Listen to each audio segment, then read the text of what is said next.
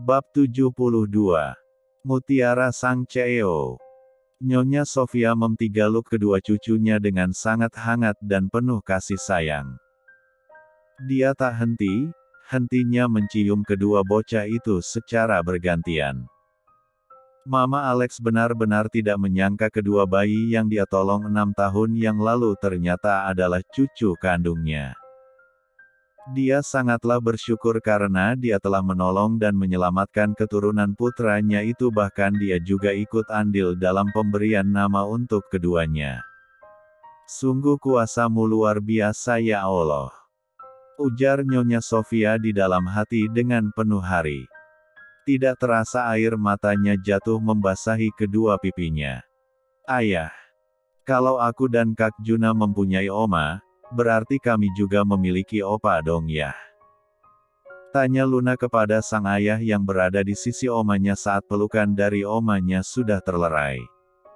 Iya sayang. Kalian juga punya opa, sama seperti teman-teman kalian yang lain. Benarkah? Iya, lu di mana opa sekarang ya? Tanya Luna kembali sambil mengedarkan pandangannya ke seluruh penjuru ruangan, akan tetapi dia tidak melihat sosok yang dimaksud ayahnya itu. Karena dia tidak melihat orang lain lagi di sana. Opa kalian sedang pergi ke luar kota sayang, jawab Nyonya Sofia. Mama Alex sengaja mengatakan hal itu supaya Luna atau Juna tidak bertanya yang macam-macam. Mana mungkin dia mengatakan jika opa mereka saat ini sedang mendekam di penjara. Dan hal itu karena ibu mereka yang melaporkannya. Luna dan Juna hanya beroh ria dan manggut-manggut sebagai jawabannya. Tiara yang mendengar Nyonya Sofia terpaksa berkata bohong kepada kedua anaknya pun hanya menghela nafas. Bagaimanapun Tuan Wira adalah kakek dari kedua anaknya, dan dia tahu sejak dulu kedua anaknya sangat merindukan sosok kakek maupun nenek. Sepertinya dia harus menurunkan egonya demi kebahagiaan kedua anaknya. Ya sudah, kita pulang sekarang sayang, kata Tiara mencairkan suasana. Luna dan Juna mengangguk, mereka kemudian berjalan ke arah Tiara. Kalian akan pulang kemana? Tanya Mama Alex. Kami akan pulang ke kontrakan kami tante. Kenapa kalian harus pulang ke kontrakan kalian? Kenapa tidak pulang ke rumah Tante Yu? Iyara. Kenapa kalian tidak pulang saja ke rumah Mama? Itu akan lebih baik lagi, Ibu Alex. Maafkan Ayu Tan. Kami tidak bisa, saya harap Tante bisa mengerti. Jika Tante kangen pada mereka, Tante bisa mengunjungi kami di kontrakan kami, tolak Tiara secara halus. Nyonya Sofia mengerti dengan apa yang Tiara ucapkan. Baiklah kalau begitu, tapi lain kali jika Tante mengundang kalian untuk main ke rumah Tante, kalian harus mau ya. Tiara dan kedua anaknya mengangguk. Dan pada akhirnya mereka meninggalkan rumah sakit itu dengan tujuan berbeda. Nyonya Sofia pulang diantar oleh Joe, asisten Alex. Nyonya Sofia sebenarnya ingin sekali ikut mengantarkan Tiara dan kedua anaknya pulang ke kontrakannya. Akan tetapi dia juga harus segera mengunjungi sang suami yang sedang dipenjara saat ini. Sementara Alex dan Tiara saat ini berada di dalam perjalanan menuju ke kontrakan Tiara bersama kedua anak mereka. Tidak ada obrolan antara Tiara dan Alex, mereka berdua merasa canggung satu sama lainnya, terutama Tiara, setelah mengetahui jika ayah biologis dari kedua anaknya adalah Alex. Entah mengapa ibu dari dua anak itu seperti menjaga jarak dengan CEO tampan itu. Obrolan di dalam mobil lebih didominasi oleh Luna dan Alex. Sesekali Juna menimpali obrolan mereka ketika sang ayah atau adiknya mengajukan pertanyaan untuknya. Seperti biasa, bocah tampan itu tetap pada sifatnya yang dingin dan datar seperti ayahnya. Tidak munafik, Tiara memang merasa lega dan bahagia karena ayah biologis anak adalah Alex, bukan laki-laki hidung belang seperti yang Jessica bilang dahulu. Ye, sudah sampai, teriak Luna kegirangan. Ayah mau gendong Luna lagi kan seperti di rumah sakit tadi. Pasti dong sayang. Jawab Alex dengan penuh kebahagiaan. Mereka berjalan kaki menelusuri gang kecil, jalan menuju kontrakan Tiara memang tidak bisa dilalui kendaraan roda 4, hanya motor yang bisa melewati jalan itu. Sehingga mobil Alex terpaksa diparkir di jalanan besar yang agak jauh dari jalan menuju kontrakan Tiara. Alex dengan telaten menggendong Luna dan tangan satunya menggandeng sang putra, sedangkan Tiara berjalan di belakang Alex dengan membawa beberapa barang dari rumah sakit. Mereka nampak seperti keluarga yang harmonis dan bahagia jika dilihat. Untung saja lingkungan tempat tinggal Tiara yang sekarang tidak julid seperti lingkungan tempat tinggal Tiara yang dahulu. Sehingga kedatangan Alex di kontrakan Tiara tidak ada yang peduli atau sekedar kepo. Tiara masuk dahulu ke dalam rumah dan meletakkan barang-barang yang dia bawa di dapur. Sedangkan Alex membawa Luna ke kamar, karena keadaan Luna yang masih belum pulih benar sehingga bocah kecil itu harus beristirahat saat ini. Kebetulan saat di perjalanan menuju kontrakan Tiara tadi Luna tertidur dalam gendongan Alex. Alex meletakkan dengan hati-hati tubuh bocah perempuan itu di atas kasur lantai yang sudah usang dan tipis dan menyelimutinya. Hati Alex terasa nyeri melihat sang putri harus tidur di tempat yang tidak kayak seperti ini selama bertahun-tahun. Sedangkan dirinya selama itu tidur di tempat yang empuk dan nyaman. Laki gagah itu menghapus cairan bening yang tidak sengaja jatuh di pipinya karena merasa bersalah selama ini kepada kedua anaknya. Tidak ingin berlama-lama di dalam kamar itu, Alex pun keluar dari kamar itu. Dia menelusuri setiap sudut ruangan dari kontrakan Tiara dan anak-anaknya itu. Tidak ada istimewa dari kontrakan itu, tidak ada sofa, tidak ada televisi ataupun perabot rumah tangga lainnya. Yang dia lihat hanya ada meja usang dan kursi plastik yang berada di ruangan di mana dia berdiri saat ini. Ya Tuhan! Kehidupan macam apa yang mereka jalani selama ini? Bertahun-tahun mereka hidup dalam kesusahan dan kekurangan, sedangkan aku. Ucapan Alex terhenti saat melihat Juna keluar dari sebuah ruangan dengan membawa secangkir teh. Alex bisa menduga jika anak laki-lakinya itu dari dapur. Juna meletakkan segelas teh di atas meja usang yang berada di hadapan Alex. Ini ya tehnya, silahkan diminum. Ibu yang buat untuk ayah, ucap bocah tampan itu seraya menyuruh Alex untuk duduk. Dirinya pun ikut serta duduk di samping sang ayah. Juna, ibumu kemana? Tanya Alex yang mencari keberadaan Tiara yang sejak tiba di kontrakan itu tidak kelihatan batang hidungnya.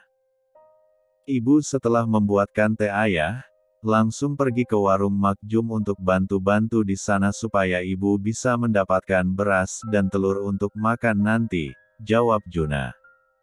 Apa? Alex langsung membelalakan kedua matanya. Iya. Setiap tanggal 20 ke sana ibu selalu bekerja di warung Makjum untuk memenuhi kebutuhan kami. Kadang ibu juga mencuci dan menggosok di rumah tetangga supaya dapat uang lagi. Karena di tanggal itu gaji ibu sudah habis. Kadang Juna merasa kasihan sama ibu yang selalu bekerja keras siang dan malam tanpa henti. Apalagi setelah Luna sakit dan harus membeli obat setiap bulannya, ibu jadi harus kerja ekstra lagi untuk memenuhi kebutuhan kami. Suatu hari nanti jika Juna sudah besar, Juna akan ambil alih tanggung jawab ibu. Juna akan bekerja keras supaya mendapatkan uang yang banyak sehingga ibu tidak perlu bekerja keras lagi. Juna sering merasa kasihan sama ibu ya. Setiap malam ibu sering merintih kecapean saat tertidur. Ibu sering terjaga setiap malamnya karena merasa tangan dan kakinya terasa sakit.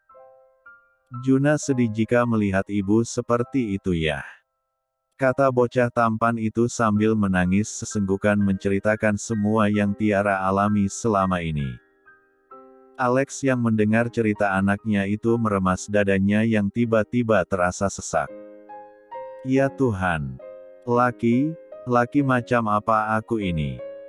Bab 73. Dada Alex bergemuruh hebat, mendengar cerita sang putra, hatinya begitu sakit dan perih. Tanpa menunggu lama dia rengkuh tubuh mungil di depannya itu dengan sangat erat dan penuh kasih sayang.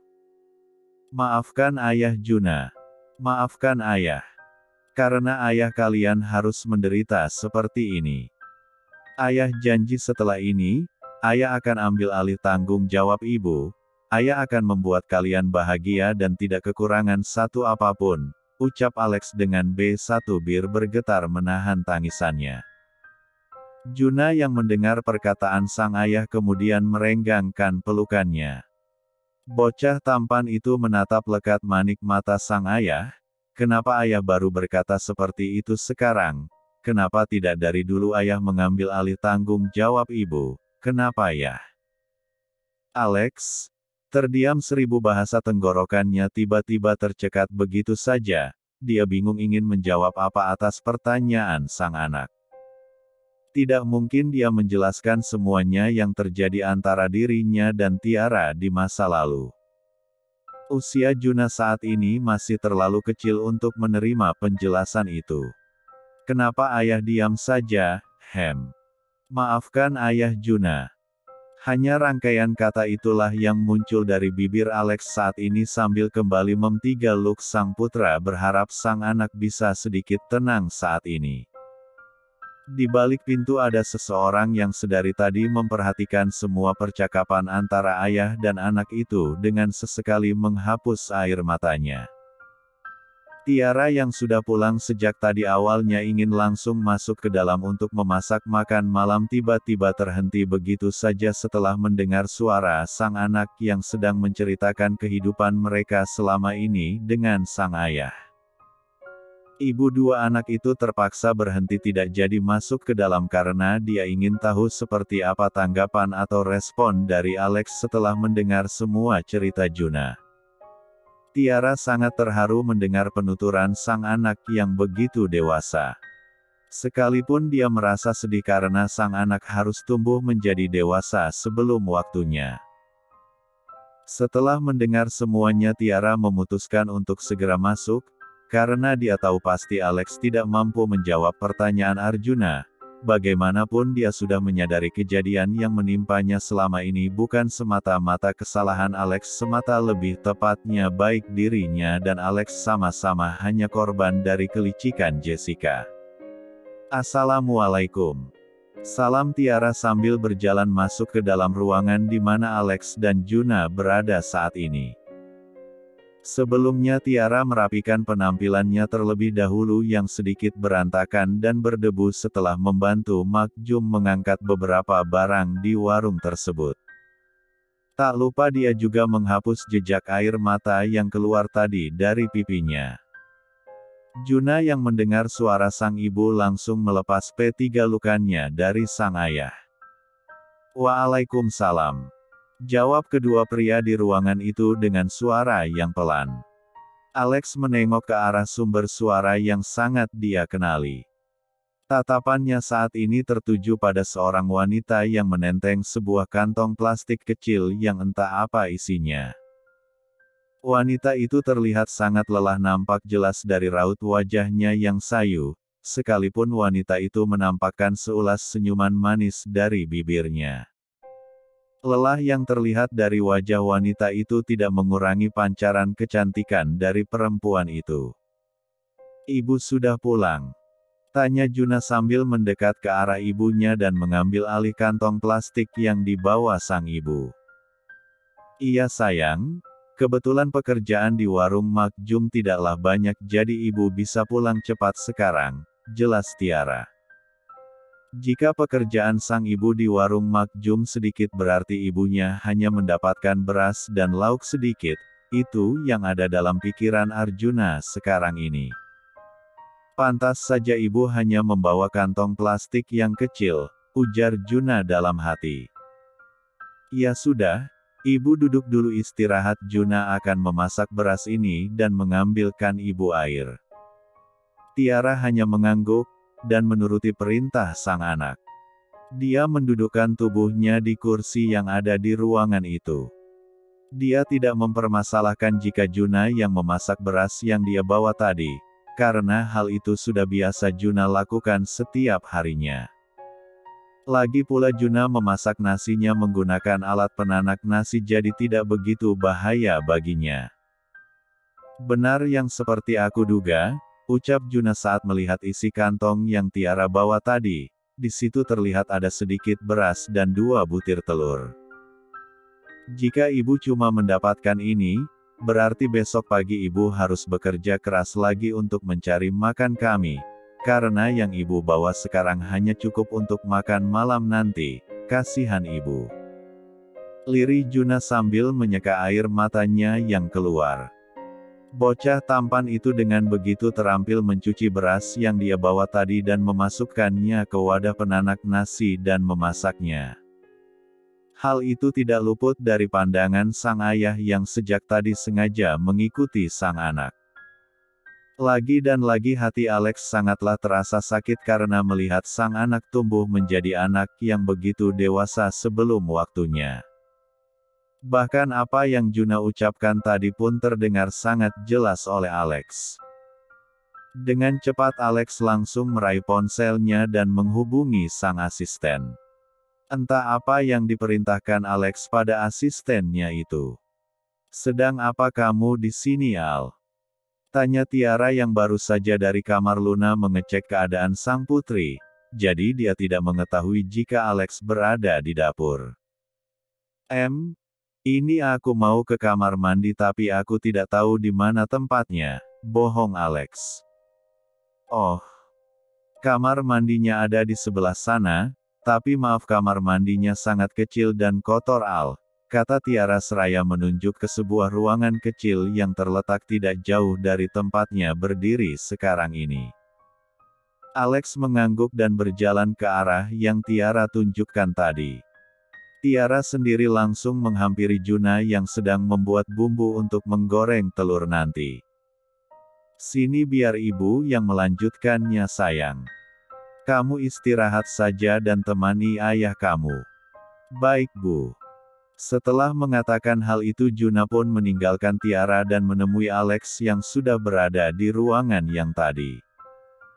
Tiara tahu sang anak sekarang ini ingin selalu dekat dengan ayahnya, secara mereka baru saja bertemu setelah sekian tahun mereka terpisah.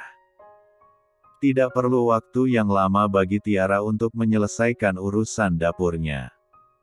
Bagaimana dia mau berlama-lama di dapur kalau yang dia masak hanya telur dadar? Memang hanya itu yang dia bisa masak sekarang ini, karena selama Luna dirawat di rumah sakit dia tidak menyetok apapun di dapurnya, lebih tepatnya dia tidak mempunyai uang untuk membeli bahan-bahan kebutuhan dapurnya. Sayang, makan malamnya sudah siap nak, ucap Tiara sambil meletakkan sepiring kecil telur dadar dan semangkuk nasi putih di atas meja. Iya Bu. Jawab Juna dari arah teras. Ternyata mereka berada di luar, lirih Tiara. Ayah. Ayo kita makan bersama-sama, Juna ingin sekali merasakan makan bersama ayah, ajak sang anak dengan tatapan sendu. Alex pun menganggukkan kepalanya mengikuti kemauan sang anak, dia tidak ingin membuat sang anak menjadi kecewa jika dia menolak ajakannya. Maaf Al. Hanya ini yang bisa aku sediakan untuk makan malam, kata Tiara sambil menundukkan kepala seraya mengambilkan nasi untuk Juna. Tidak apa-apa Ra, maaf jika aku merepotkan kalian, ucap Alex merasa tidak enak karena harus ikut numpang makan di sana. Betapa hati Alex teriris pilu melihat menu makanan yang terhidang di atas meja sekarang ini. Hanya sepiring kecil telur dadar dan semangkuk nasi putih saja. Dengan tangan gemetar dia mengambil secentong nasi dan seiris telur kemudian dia letakkan di atas piringnya. Rasanya dia tidak tega memakan makanan yang ada di hadapannya itu, apalagi saat dia melirik ke sang anak yang hanya makan sedikit karena nasinya sebagian dia ambil. "Kamu tidak ikut makan, Ra?" tanya Alex. Tiara menggelengkan kepalanya. "Aku tadi sudah makan di tempat Mak Jumal."